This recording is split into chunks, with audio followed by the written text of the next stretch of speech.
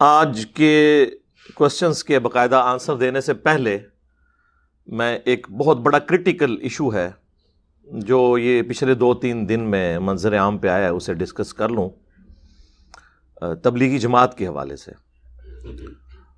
اب اس کی ایتھینٹسٹی کیا ہے وہ تو ہمارے علم میں نہیں ہے، لیکن اوورآل چونکہ کافی زیادہ علماء اکرام نے بھی اس کے اوپر ڈسکشن کی ہے تو لگتا ہے ایسا ہی ہے کہ تبلیغی جماعت کے حوالے سے جو سوشل میڈیا کے اوپر ایک خبر گردش کر رہی ہے وہ ٹھیک ہی ہوگی۔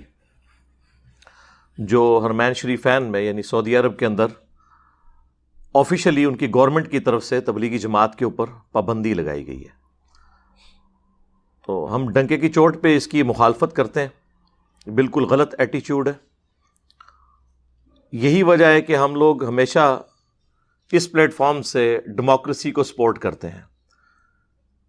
جمہوریت جتنی بھی ٹوٹی پھوٹی ہو، بہرحال وہ ڈکٹیٹرشپ سے، بادشاہت سے، ملوکیت سے، کنگ شپ سے جو ہمارے عرب ملکوں میں ہے بہت بہتر ہے۔ کم از کم فریڈم آف ایکسپریشن تو ہوتا ہے، اور قرآن حکیم میں اس کا حکم بھی ہے۔ اس حوالے سے میں مغربی جمہوریت کی بات نہیں کر رہا، اسلامک ڈیموکریسی کی۔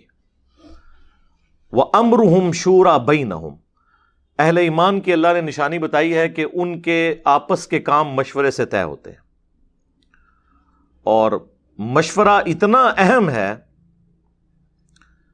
کہ اللہ کے محبوب صلی اللہ علیہ وآلہ وسلم بھی صحابہ کرام کے مشورے کے ساتھ چلا کرتے تھے، حالانکہ ان کو تو وحی کی تائید بھی حاصل تھی۔ غزوہ احد کے موقع پر جب چند اصحاب کی نافرمانی کے سبب فتح واضح شکست میں بدل گئی، اور قرآن حکیم میں باقاعدہ کم از کم 60 آیات میں سورہ آل عمران کے اندر اس کے اوپر اللہ تعالیٰ کی طرف سے کمنٹری بھی آئی، اس میں بھی آپ دیکھیں اللہ تعالیٰ نے یعنی صحابہ کرام کی اس غلطی کو معاف کرنے کے بعد نبی صلی اللہ علیہ وآلہ وسلم کے بارے میں اسپیسیفکلی فرمایا کہ اگر آپ تند مزاج ہوتے تو یہ صحابہ کا گروہ آپ سے الگ ہو جاتا، یعنی یہ آپ کے اخلاقیات ہیں کہ یہ آپ کے ساتھ اٹیچ ہے، اور اس کا سٹارٹ بڑے پیارے انداز میں کہ یہ اللہ کی رحمت ہے کہ تم ان کے لیے نرم دل ہو۔ اللہ نے اسے بھی اپنی طرف منسوب کیا، ورنہ تو یہ آپ کا ساتھ چھوڑ جاتے۔ بہرحال اب جو کچھ ہوا اس کے بعد جو ہے ان سے عفو درگزر کا معاملہ فرمائیں، اور نیکسٹ بھی اپنے مشوروں میں انہیں شامل رکھیں، یعنی جن کی وجہ سے سارا مسئلہ خراب ہوا کہا کہ انہیں بھی مشورے میں شامل رکھنا ہے۔ ویسے بھی آپ احادیث میں بھی دیکھ لیں، ہم کسی بھی راوی کے اوپر جب جرح کرتے ہیں تو ہم کہتے ہیں کہ جمہور محدثین کے ہاں یہ راوی کمزور ہے، ضعیف ہے یا متروک ہے، تو وہاں تو جمہوریت سارے مان رہے ہوتے ہیں، یعنی میجورٹی کے ہاں۔ اسلامک ڈیموکریسی میں اور جو ویسٹرن ڈیموکریسی میں فرق یہ ہے کہ ہم یہ کہتے ہیں کہ ڈیموکریسی حلال کے دائرے کے اندر اندر ہوگی، جیسے ہی حرام کا معاملہ ہوگا نا پھر ہم ڈیموکریسی کو نہیں دیکھیں گے بلکہ دیکھیں گے کتاب و سنت میں ہمارے لیے کیا گائیڈ لائنز موجود ہیں۔ مثلا کہیں پر اگر کوئی افطار پارٹی کا انتظام ہے تو کتاب و سنت کی روشنی میں آپ افطار میں شراب تو سرو نہیں کر سکتے، خنزیر کا گوشت تو سرو نہیں کر سکتے کیونکہ یہ تو حرام ہے، لہذا اس پہ کوئی جمہور کی رائے نہیں لی جائے گی کہ اکثریت کہہ دے کہ شراب سے روزہ افطار کرنا ہے تو جائز ہو جائے گا، نہیں، یہ حرام والا معاملہ ہے۔ ہاں حلال میں تو ہم بھی جمہور کی رائے دیکھتے ہیں، جب کبھی مشورہ ہوتا ہے کہ جناب افطار میں کیا رکھنا ہے، ہم نے روح افزا سرو کرنا ہے یا ہم نے بوتلوں کے ذریعے افطار کروانا ہے یا کھجور پہ ہی اکتفا کرنا ہے، کھانے کا مینیو جو ہے وہ روٹی سالن رکھنا ہے یا چاول ہو، بریانی ہو یا پلاؤ ہو، یہ سب کچھ ہم مشورے سے ہی طے پاتا ہے نا، اس میں میجورٹی کی رائے دیکھی جاتی ہے، تو وہ حلال کے دائرے میں ہوتی ہے۔ یہی اسلامک ڈیموکریسی ہے، تو یہ بہت بڑی نعمت ہے۔ پاکستان میں سمجھتا ہوں بہت بڑی نعمت ہے مسلمانوں کے لیے، جہاں کم از کم فریڈم آف ایکسپریشن تو کافی حد تک موجود ہے۔ آپ دیکھتے ہیں اس پلیٹ فارم سے اخلاق کے دائرے کے اندر کوئی ریاستی ادارہ، کوئی مذہبی جماعت، کوئی پولیٹیکل لیڈر نہیں بچا کہ میں نے اس کے اوپر کرٹیسزم نہ کیا ہو. عام بندوں کا کرٹیسزم کوئی میٹر نہیں کرتا کیونکہ ان کی ویورشپ اتنی نہیں ہوتی. ہماری اللہ کے فضل سے ویورشپ پاکستان کے جتنے بڑے بڑے ٹی وی چینلز ہیں ان سے بھی زیادہ ہے. تو پھر لوگوں کو ہضم ہو رہی ہے تو تبھی سن رہے ہیں نا. تو یہ ساری فریڈم آف ایکسپریشن کی برکات ہیں. یہ سب کچھ آپ کو عرب ملکوں میں حاصل نہیں ہے. اور اب تبلیغی جماعت کے اوپر انہوں نے پابندی لگائی. اس حوالے سے میں ایک تھوڑی سی کلیریفیکیشن آپ کو دے دوں. تبلیغی جماعت پہ یہ پابندی جو لگی ہے یہ کوئی آج کی پابندی نہیں ہے.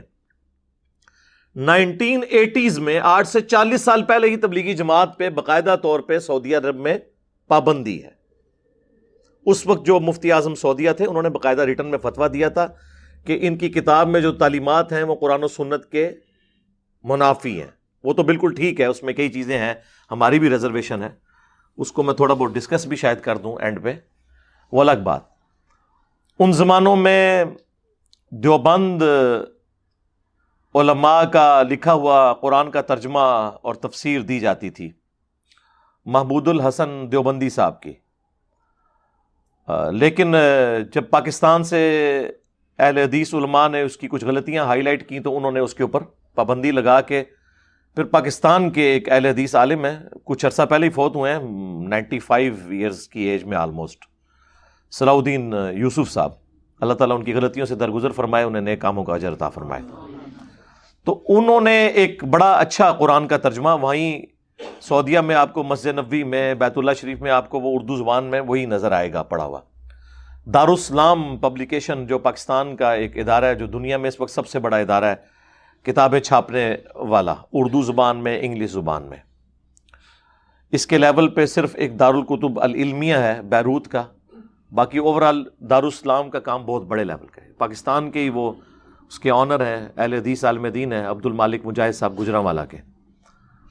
اس وقت انہوں نے اپنا ہیڈ آفس بھی ریاض سعودیہ میں بنایا ہوا ہے. ایون سعودی عرب کی لائبریریز میں بھی آپ کو دارالاسلام کی چھپی ہوئی کتابیں نظر آئیں گی. یہ میرے ٹیبل پہ بھی جو کتابیں رکھی ہوئی ہیں عربی، بخاری، مسلم، ابو داؤد، ترمذی، نسائی، ابن ماجہ، یہ دارالاسلام کی ہیں.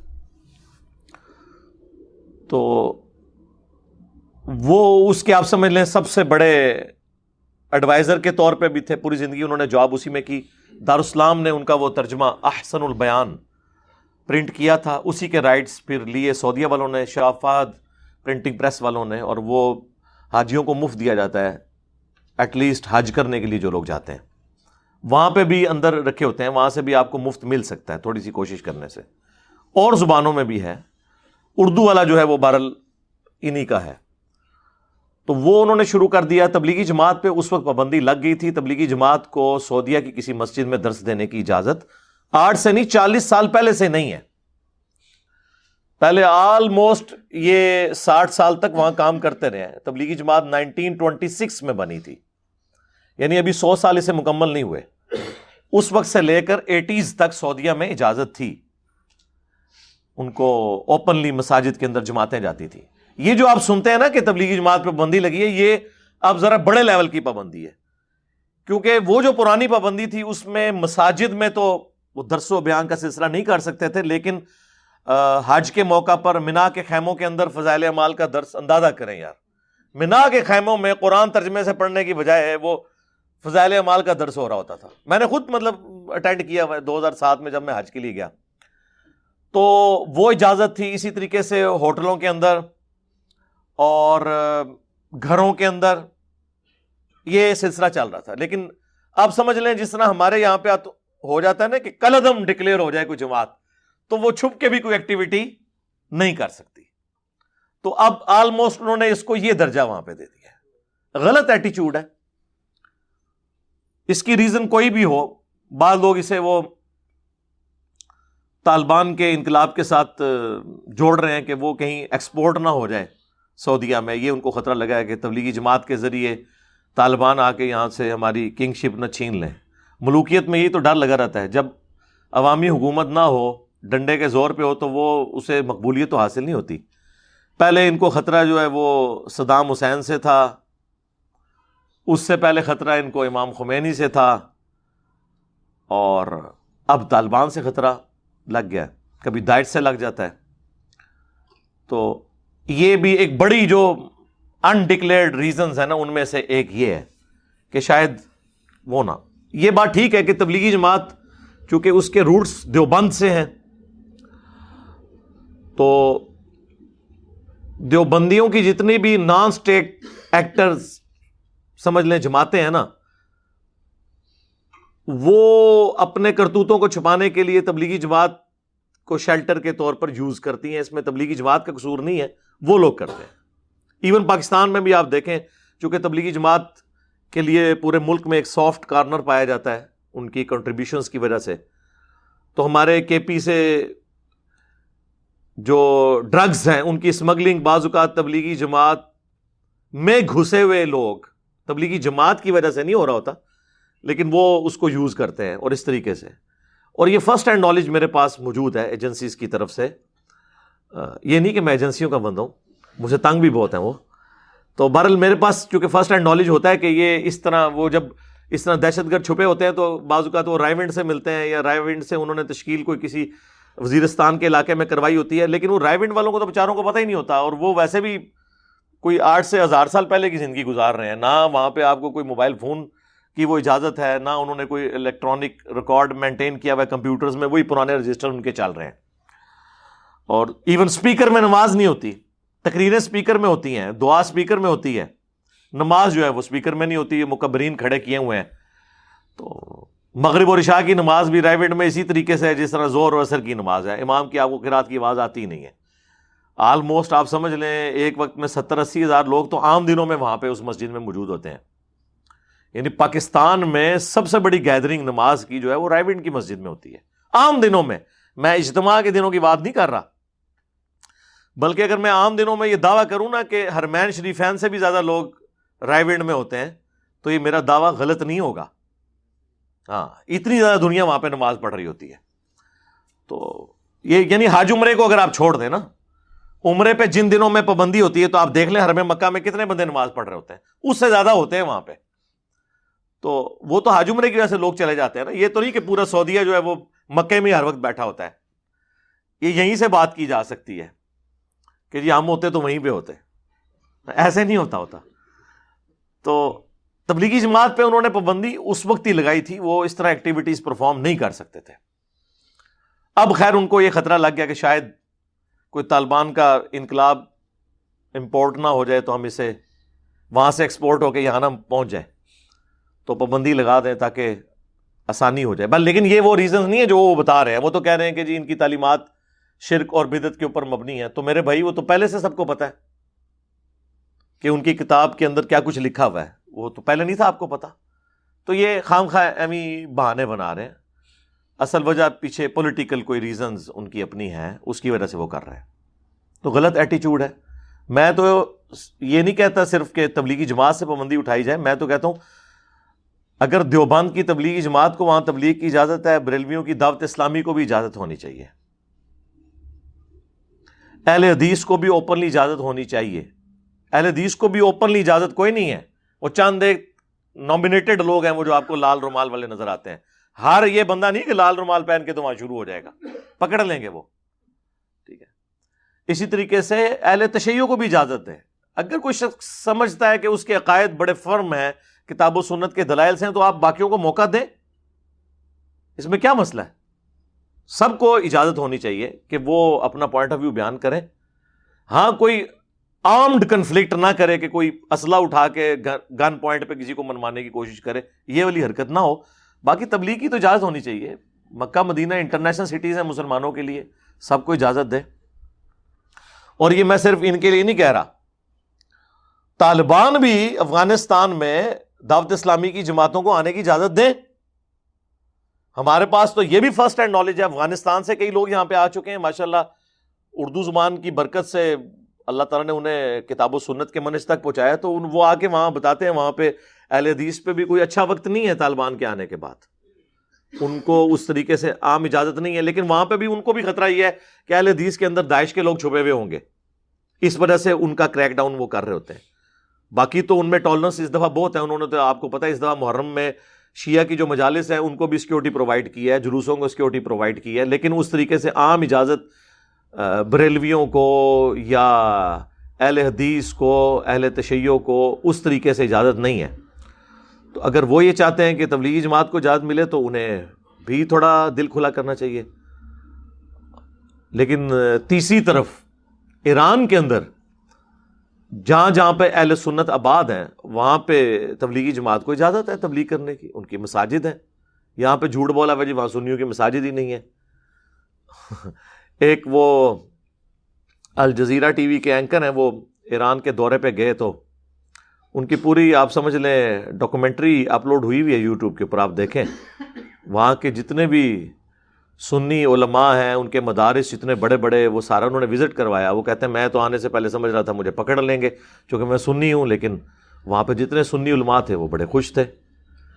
ایون جو بریلوی ٹائپ عوام ہے وہاں پہ میلاد کے جلوس اور وہ سارے وہ بھی سلسلہ ہوتا ہے, پورا ہفتہ میلاد کا منایا جاتا ہے. اور آپ ٹالرنس کا لیول دیکھیں, شیعہ کے نزدیک جو عید میلاد النبی صلی اللہ علیہ وآلہ وسلم کا دن ہے وہ 17 ربیع الاول ہے. اہل سنت کے نزدیک 12 ربیع الاول ہے. میری اس کے اوپر ویڈیوز ریکارڈ ہیں کہ کتابیں شیعہ کی بھی 12 ہی بتاتی ہیں. اصول الکافی میں 12 ربیع الاول موجود ہے. اہل سنت کے ہاں دلائل النبوہ امام بیہقی کی کتاب کے اندر 12 ربیع الاول موجود ہے. تو اب یہ ایک جھگڑا بنا تھا, تو امام خمینی نے وہ پورا ہفتہ جو ہے نا 10 سے لے کر 20 تک پورا عشرہ ہی میلاد النبی کا ڈکلیئر کر دیا تاکہ یہ 12 13 14 15 16 17 کا جھگڑا ہی ختم ہو جائے. تو وہ پورا عشرہ منایا جاتا ہے وہاں پہ ربیع الاول کا. باقی وہ میری جو ریزرویشن ہے منانے کے اعتبار سے وہ الگ, میں آپ کو ویسے بتا رہا ہوں کہ کتنی ٹالرنس وہاں پہ موجود ہے. تو بال پاکستان جتنی زیادہ کہیں نہیں ہے, یہ میں آپ کو بتا دوں. ہاں یہاں پہ چاہے پولیٹیکل جماعتوں پہ آپ نے کرٹیسزم کرنا ہو, ریاستی اداروں پہ کرنا ہو, یا کسی مذہبی شخصیت کے اوپر, کافی حد تک آزادی ہے الحمدللہ, اور یہ پازیٹیو چیز ہے. اسی کی برکات وقت کے ساتھ ظاہر ہوتی ہیں. ادروائز اگر آپ اس طرح فریڈم آف ایکسپریشن کو دبا دیں گے تو اس کا نقصان ہی ہوگا. تو تبلیغی جماعت کے اوپر جو پابندی ہے جی ہم اسے کنڈیم کرتے ہیں ڈنکے کی چوٹ کے اوپر. یہ کوئی ایٹیچیوڈ نہیں کہ اس طریقے سے آپ زبردستی کسی کے ساتھ کرنے کی کوشش کریں. اور باقی جماعتوں کو بھی اجازت ہونی چاہیے کہ وہ دعوت و تبلیغ کا کام کریں. آپ اگر یہ کہیں گے جی ہمارے نزدیک تو یہ چیز ثابت نہیں ہے تو ان کے نزدیک ثابت نہیں ہے, تو میرے بھائی یہ تو پھر اینڈ تک معاملہ چلتا رہے گا. آپ قائل کریں انہیں, جس طرح تبلیغی جماعت عرب ملکوں میں فضائل اعمال نہیں پڑھتی چونکہ وہاں لوگوں کو عربی آتی ہے, وہ یہ کہانیاں ان کی سن نہیں سکتے, تو وہاں انہوں نے سلیبس میں ریاض الصالحین رکھی ہوئی ہے. ریاض الصالحین آج سے آلموسٹ آپ سمجھ لیں 800 سال پہلے ایک کتاب لکھی گئی ہے, امام شرف الدین نووی المتوفی 676 ہجری. اب یہ 1443 ہجری چل رہا ہے, 676 ہجری میں وہ فوت ہوئے ہیں. انہوں نے ریاض الصالحین کتاب لکھی تھی, پاکستان میں دارالاسلام والوں نے 2 جلدوں میں اسے پرنٹ کیا, 1 جلد میں بھی آپ کو مل جائے گی. وہ کتاب بڑی زبردست کتاب ہے. مختلف ٹاپکس بیسکس سے لے کر اخلاقیات تک, ہر ٹاپک کے اوپر پہلے وہ آیات لے کے آتے ہیں, اس کے بعد وہ احادیث لے کے آتے ہیں بخاری سے, مسلم سے, پھر اس کے بعد سنن اربعہ, جامع ترمذی, ابو داؤد, نسائی, ابن ماجہ سے. اس طریقے سے مختلف ٹاپکس کے اوپر آپ سمجھیں کہ بنے بنائے نوٹس ہیں. میں علماء سے بھی کہوں گا کہ اگر آپ کو جمعے کی تقریروں کے لیے کوئی کتاب نہ ملے, ریاض الصالحین آپ خرید لیں, اتھینٹک نالج ہے, آپ کے جناب کئی سالوں کے جمعے پار ہیں. ہاں جو یہ آپ کہانیاں سناتے رہتے ہیں اس کی بجائے آپ آیات آپ کو ویسے تو ڈھونڈنی پڑیں گی کہ اس ٹاپک پہ قرآن میں کہاں آیت ہے. وہاں اتنی انٹلیکچوئل ترتیب کے ساتھ انہوں نے جو ہے وہ اس کے چیپٹرز بنائے ہیں, اور ہر چیپٹر کے آغاز میں آیت لے کے آتے ہیں, اس سے ریلیٹڈ آیات, پھر احادیث لے کے آتے ہیں. اس کے بعد سٹوریاں کوئی نہیں لے کے آتے, احادیث پہلے بخاری مسلم سے, اس کے بعد باقی. یعنی جس طرح مشکات المصابیح لکھی گئی ہے نا, مشکات تو پیورلی حدیث کی کتاب ہے نا, اس میں پلس قرآن کی آیات بھی ہیں. مشکات کے بعد میں یعنی سب سے بیسٹ بک اس حوالے سے